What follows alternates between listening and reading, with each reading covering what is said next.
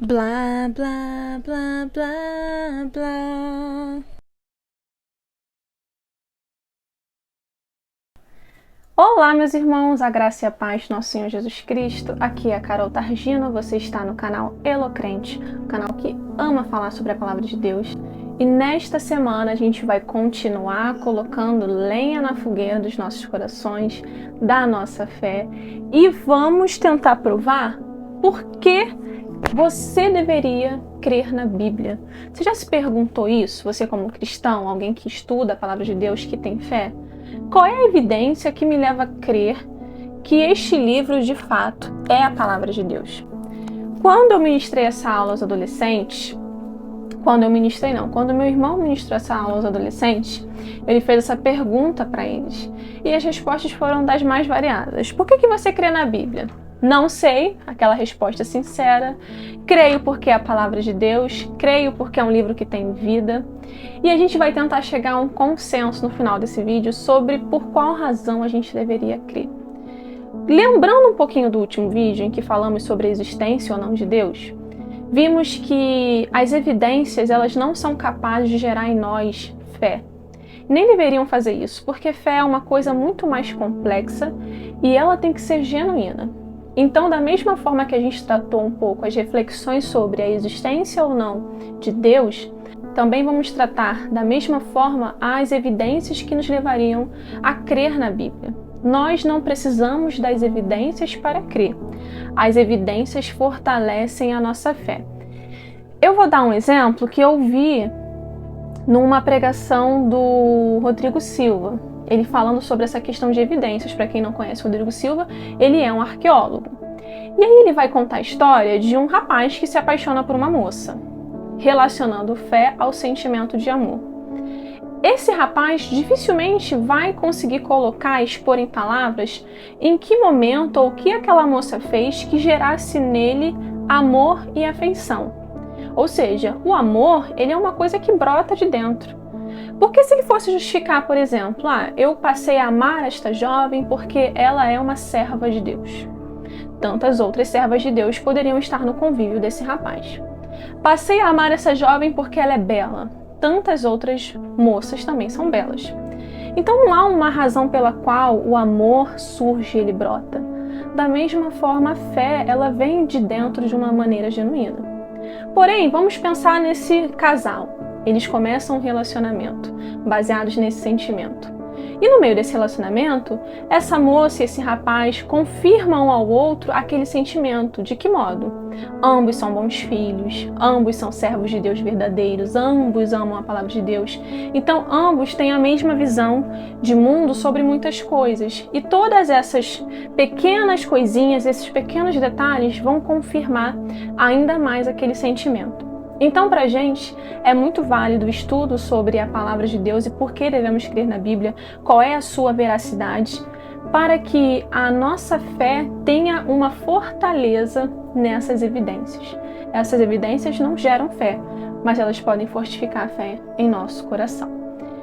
Continuando, a própria Bíblia vai falar que ela é a palavra de Deus, e isso está lá na segunda carta de Paulo a Timóteo, no capítulo 3, versículo 16, vai dizer o seguinte: toda a escritura é inspirada por Deus e útil para o ensino, para a repreensão, para a correção, para a educação na justiça. O 17, a fim de que o servo de Deus seja perfeito e perfeitamente habilitado para toda boa obra. Vamos ver que Paulo, falando a Timóteo, vai trazer essa questão sobre a palavra de Deus, sobre as escrituras, sobre ela ser inspirada pelo próprio Deus.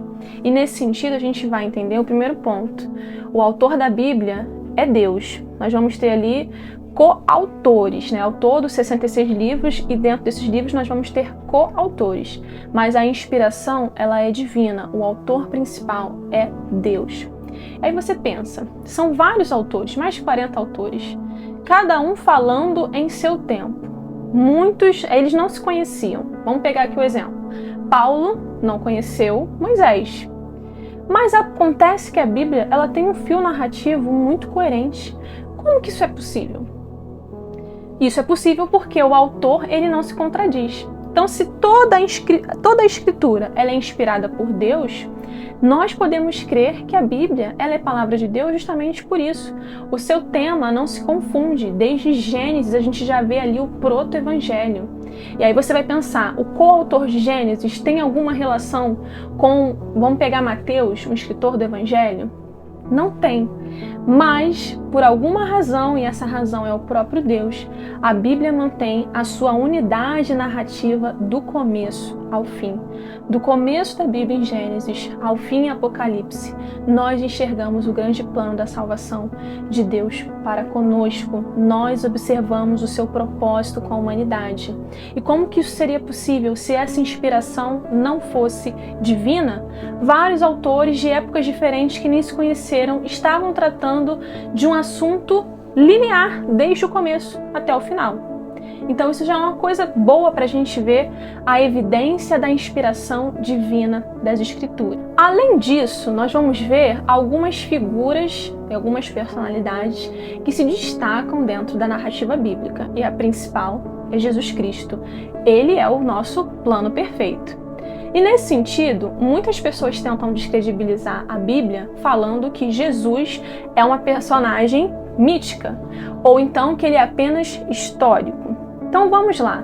Existe uma frase de um ateu muito famoso, eu vou até pegar o nome dele para não falar besteira, Bertrand Russell.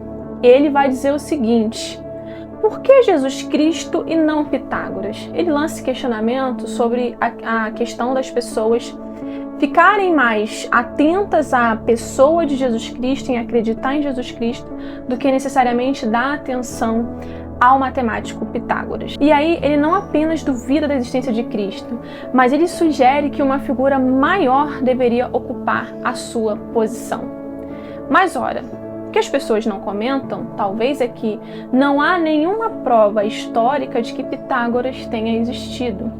Muitas pessoas, até hoje, eu estudei assim na escola, atribuem o teorema a ele. Não há nenhuma prova de que ele realmente tenha existido. Diferentemente de Jesus, que além dos evangelhos, a gente vai entrar nessa questão, há outros recursos e fontes históricas fora do ambiente religioso que comprovam a sua existência. Então existe, Jesus de fato andou e esteve entre nós, e isso está para além do que a Bíblia nos revela. Nós temos fontes históricas de historiadores que não eram religiosos, que não eram cristãos, que comprovam isso. E a primeira pessoa que eu vou mencionar para corroborar a existência de Jesus Cristo é o Flávio Joséfo, que ainda ali no século I começa a tratar desse movimento cristão que está surgindo. Então ele tentou descrever toda a história do povo judaico desde Gênesis até a sua época, e ele vai citar Jesus, e não somente Jesus, ele vai citar Jesus, João Batista e Tiago, irmão de Jesus. Flávio Joséfo vai mencionar Jesus, João Batista, o irmão de Jesus, como homens que lideraram movimentos messiânicos na região da Galileia. Além disso, eu vou citar outro historiador não cristão, que é o historiador romano Tácito. Ele é uma fonte ainda mais confiável, digamos assim, porque o Flávio Joséfo, ele era judeu, não era cristão, mas era judeu. O Tácito não, ele era somente um historiador romano. E ele descreve os cristãos como aqueles que receberam o nome de Cristo, que havia sido executado por sentença do procurador Pôncio Pilatos no reinado de Tibério. Essa fonte comprova exatamente o que já diziam os evangelhos. Então é uma fonte de fora da Bíblia. Mas aí você pode pensar, todas essas fontes provavelmente, com o decorrer dos séculos, passaram por alterações corruptas de pessoas que queriam comprovar a existência de Jesus Cristo. Então essas afirmações provavelmente sofreram alterações ao longo dos anos. Se você pesquisar sobre grafite blasfemo, você vai ver uma obra de arte muito parecida com o que hoje a gente vê nas escolas, em que os alunos gostam de rabiscar banheiro, gostam de rabiscar cadeira. Isso não é uma novidade da nossa época. Já lá, muito tempo atrás, havia isso. E aproximadamente no século II depois de Cristo, surgiu essa inscrição, vai estar passando para você aí, em que você vai ver uma cruz e você vai ver um cavalo na cruz. E há uma inscrição, escrita num grego bem ruim, inclusive, Alexamenos adora Deus. Por que é grafite blasfemo? Porque quem escreveu isso e quem desenhou isso estava zombando provavelmente de algum Alexandre, ou seja, dizendo que Alexandre tinha uma fé cristã. Perceba que no século II, ainda que em forma de blasfêmia, já se falava de Cristo como Deus. Então não é uma invenção maquiada ou montada por cristãos que estão atribuindo a outros historiadores a confiabilidade dos fatos históricos da Bíblia. A gente vai ter, inclusive, a arte, por assim podemos dizer, confirmando a crucificação de Cristo e confirmando a fé cristã, ainda já tão novinho ali no século II. E pra gente ir finalizando, lembra que na outra aula eu falei sobre uma questão que aconteceu comigo na universidade logo na primeira semana de aula, primeiro período, Faculdade de Letras. Aquele professor do vídeo anterior, que obrigou a gente a ler o Evangelho, fez as suas análises, poderia dizer assim, no mínimo heréticas, sobre o contexto, ele também nos passou outros tipos de textos para ler. E um dos textos era sobre quem Jesus era e quem Jesus não era. O autor desse texto é o Bart Ehrman. Ele é um teólogo ateu. E até o Bart Ehrman, mesmo sendo ateu, comprova a existência de Jesus Cristo. Ele vai, inclusive, defender a tese de que Jesus era uma pessoa histórica. Ele não tinha nada divino, né? O que nós cremos hoje é que Jesus, além de homem, ele era Deus. E é isso que é a base da nossa fé. Então percebam que até um teólogo ateu comprova e ratifica a existência de Jesus. Então você percebe, o personagem principal desse livro, por assim dizer, é um personagem que de fato existiu historicamente. Agora entrando em outros questionamentos, você por acaso conhece alguém que fez um doutorado, um pós-doutorado, para comprovar que Saci Pererê não existiu ou que ele existiu? Não. Você vê outros pesquisadores, outros acadêmicos empreendendo tanta energia para falar que uma coisa é uma grande falácia? Não. Então, se há tanta gente empregando tanta energia para dizer que a fé cristã, que a Bíblia é uma grande mentira, que Deus não existe, é porque alguma coisa tem aí. Se a Bíblia não tivesse tanta relevância, por que tanta atenção sobre ela? Então isso que eu gostaria de deixar como reflexão para você que está assistindo esse vídeo. Nós temos muitas fontes históricas que comprovam não só essa passagem do Evangelho, a existência de Jesus Cristo, como eu quis focar esse vídeo, mas outros momentos da Bíblia, eles são comprovados com fontes para além da Bíblia. Além disso, recentemente eu estava assistindo um vídeo do professor Adalto Lourenço. Ele já não está entre nós, ele é um físico cristão, e ele falava o seguinte nesse vídeo. Se eu conseguir botar o trechinho, eu deixo aqui com vocês. Ele falava que não é possível provar a existência de Deus. Foi o que a gente mencionou no último vídeo. Não dá para provar cientificamente, dá para a gente debater filosoficamente. Mas há como comprovar que o universo foi criado. É o seguinte, eu não consigo provar que Deus criou o mundo, mas eu consigo provar que o mundo foi criado. Então, nesse aspecto das coisas relacionadas a um mundo criado, sim, a Bíblia e a ciência, os dois falam exatamente a mesma coisa. Aí ele menciona uma pesquisa que diz que há milhões de anos atrás, se descobriu a existência de água, muita quantidade de água. E lá em Gênesis, no comecinho, capítulo 1, vai dizer que o Espírito de Deus pairava sobre as águas. Então, em certo sentido, essa descoberta científica comprova, ratifica aquilo que Gênesis 1 já estava falando. Ainda que muitos acreditem que Gênesis é uma grande fábula, é uma grande história, uma narrativa, ela não tem a correspondência com a ciência. Então, meus irmãos, é muito importante que nós estejamos atentos a essas questões.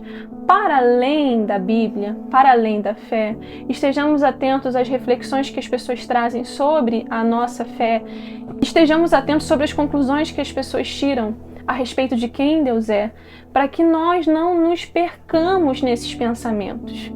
Imagina, a Bíblia é um livro que é tão antigo e mesmo assim é o livro mais lido e mais comprado do mundo. Para você ter uma ideia, a Bíblia nem entra mais no livro dos recordes, tá?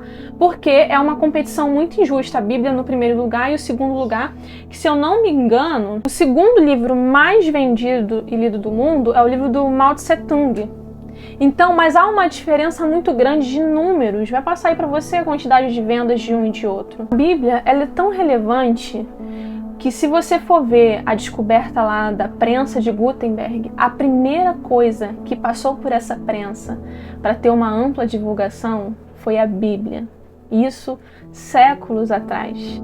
Não é um livro sem relevância, não é uma história da carochinha. E por fim, quantos ateus ou teólogos ateus, pessoas que você conhece, que estão dispostas a morrer pela sua interpretação a respeito da fé cristã, a respeito de quem Deus é? Eu não conheço uma.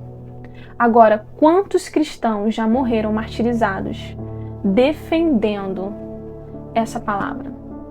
Tem lugares que entrar com a Bíblia é uma sentença de morte. Meu Deus, que surto coletivo seria esse? Que pessoas estão dispostas a morrer pelo que está escrito aqui. E a reflexão que eu faço para a geração desse tempo, a gente está vivendo um mundo de internet, de TikTok, de coisas tão fluidas e superficiais, é que leia enquanto é tempo. Duvido que daqui a alguns anos, portar esse livro vai ser uma coisa muito difícil. E aí só vai ter as palavras desse livro quem o leu, quem decorou, quem bebeu muito dessa fonte. Infelizmente, nós temos uma geração de cristãos que são analfabetos de Bíblia. Pessoas que estão há 30, 40 anos do Evangelho e nunca leram a Bíblia inteira. Com certeza o Bart Ehrman, que é um teólogo, já leu essa Bíblia de cabo a rabo mais de uma vez. E tem cristão que nunca concluiu uma leitura. Isso é uma vergonha. E é por essa razão que a Bíblia mesmo fala: o meu povo perece por falta de conhecimento. É por essa razão, por essa preguiça espiritual, que se uma pessoa chega para um cristão que acabou de chegar à universidade: olha, seu Deus está morto, a Bíblia é um grande conto de fadas, a Bíblia é um conto da carochinha. Como ele não tem fundamento nenhum a respeito disso aqui, ele acaba sendo levado por esses ventos de doutrinas. E não só isso, eu estou usando um exemplo extremo. Quantos não se perdem dentro de ambientes religiosos? Eu falo religiosos porque tem certos lugares que não dá pra gente chamar de igreja. Então, quantas instituições religiosas estão enganando, ludibriando pessoas com uma falsa interpretação a respeito desse texto? Só porque as pessoas que frequentam aquele lugar não abrem a Bíblia, não têm costume de abrir a Bíblia. Então, cuidado! Eu acho que o vídeo já está até saindo do seu foco principal. Você está numa igreja, você está num lugar, igreja entre aspas, que não valoriza a escola bíblica dominical, que não faz estudo bíblico, provavelmente você está num lugar de manipulação. Provavelmente você está bebendo de falsas interpretações bíblicas, tá? Então, fica o meu alerta. A Bíblia é a palavra de Deus. A Bíblia é um livro autêntico. A Bíblia, como responderam lá na nossa classe, ela é vida. Se você entrar, por exemplo, numa prisão com um livro do Nietzsche, o que pode acontecer com um preso que lê Nietzsche? Ele vai ficar mais culto, com certeza. Ele vai ter acesso ali a uma reflexão filosófica. E só. Agora, se você entra com um livro desse numa prisão, ele tem potencial de transformar uma vida. E é por essa razão que há tanta atenção sobre esse livro, sobre o Deus cristão, sobre Jesus Cristo, porque é a religião que prega mudança de vida, transformação, remissão de pecados, arrependimento. Enfim, meus irmãos, esse vídeo foi mais um vídeo bem reflexivo e o intuito é fazer com que você floresça, cresça na sua fé. Óbvio, a minha interpretação, ela é minha. Vá beber das fontes. Não fique só no vídeo do YouTube. Abra a Bíblia, peça para que Deus fale com você. Inclusive, a Bíblia é o único livro que a gente pode ler com o autor do lado, porque é o próprio Deus que está falando conosco. Peça para o Espírito Santo te dar entendimento para interpretar as Escrituras. E ore por aqueles irmãos que ainda estão em contextos de manipulação por preguiça espiritual. Bom, se você curtiu esse conteúdo, espero que não tenha ofendido muita gente, tá? O objetivo não é a ofensa, o objetivo é levar a gente a crescer.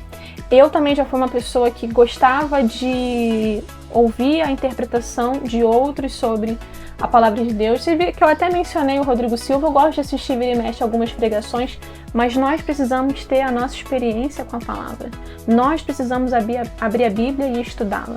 Nós precisamos experimentar a transformação bebendo da fonte diretamente. Se você gostou desse conteúdo, se você curtiu, comenta, compartilha o canal, se inscreve para que você continue recebendo as notificações de quando surgirem novos vídeos. E a gente se vê na próxima reflexão.